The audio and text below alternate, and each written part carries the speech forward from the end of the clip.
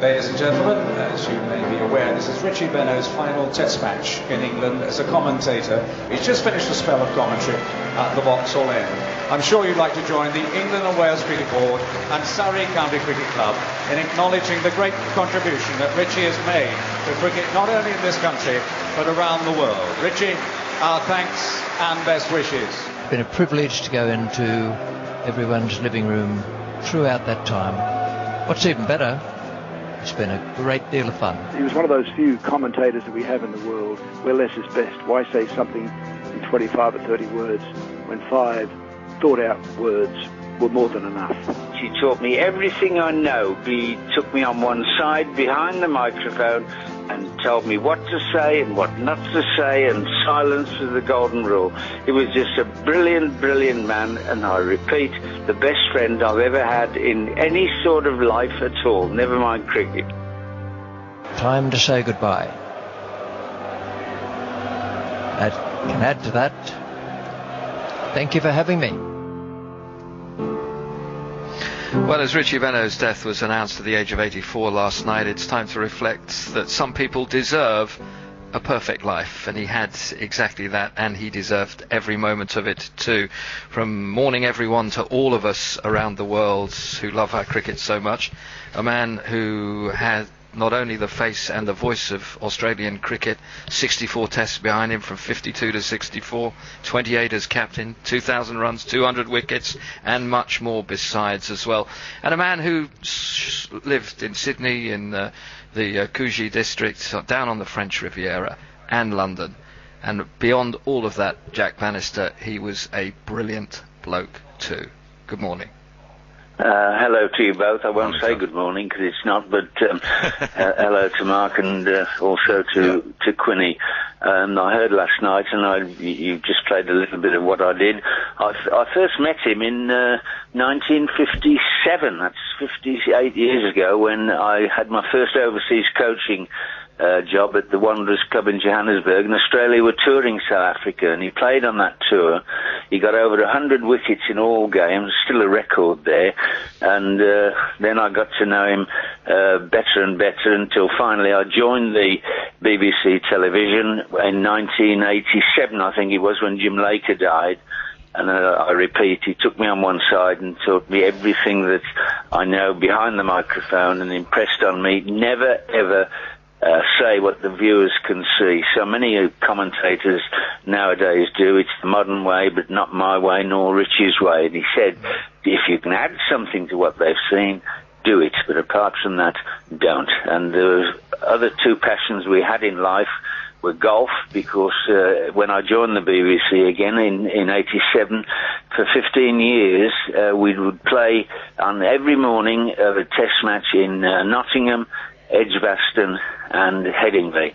So the number of games of golf we had and the number I won, you could number on one hand, I think. He played single-figure golf and was absolutely terrific. I remember coming off at Trent Bridge, and it was about 8:30, and the members were arriving for a game of golf, and they recognised Richie and walked over and said, "Which 9 did you play?" And Richie said, "We played both, thank you very much, and I don't like slow play."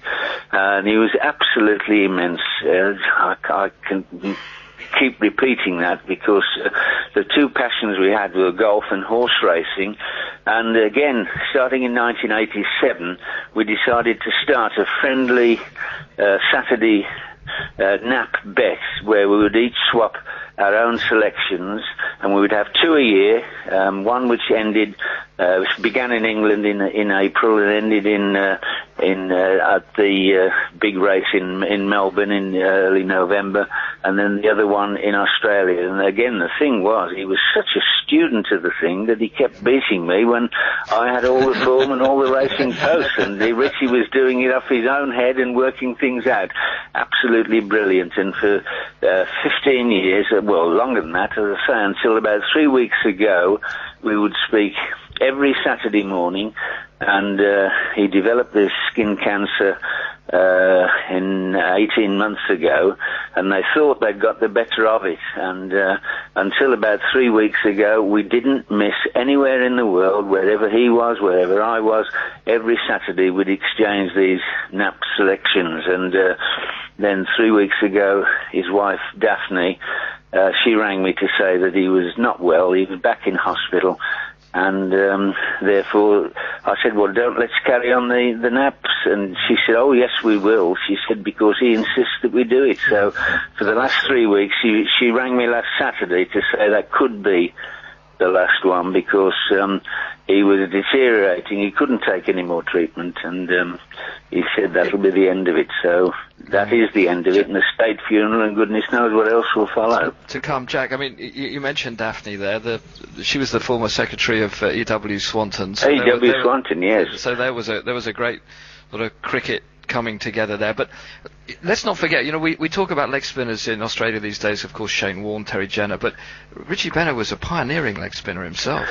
Well, in his first 4 years in Test cricket, he only took about 20 to 30 wickets, and he was learning the trade. But he was a daring man with the ball. He was a daring man as captain, and he altered 2 Test matches. One, the famous tied Test match with the West Indies in the early 60s. And the other one with England at Old Trafford, when he decided to go round the wicket, which leg spinners very rarely did, because from over the wicket they could turn the ball away from the right-hander. Over the wicket he could pitch it into the rough, and he got Ted Dexter out, he got Brian Close out, and goodness knows who else he got, and he won the game for them out of absolutely nowhere. And to get all the wickets that he got, he was an absolute master.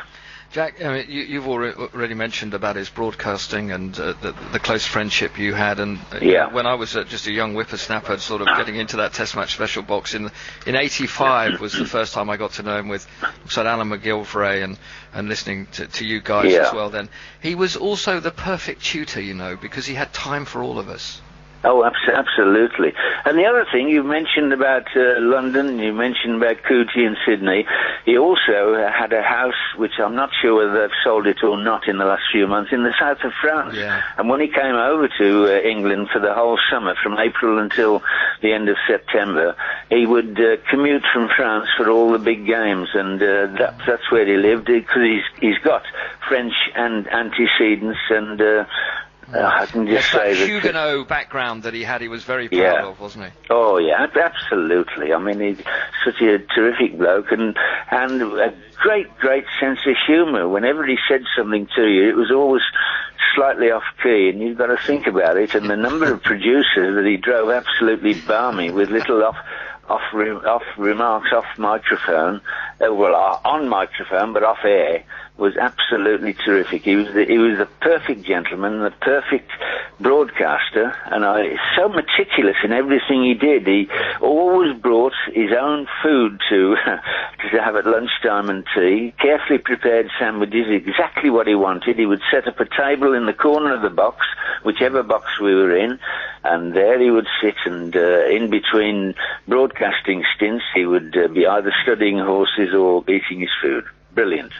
Jack Bannister, thank you very much indeed, remembering the life of his very close friend Richie Benaud, who's died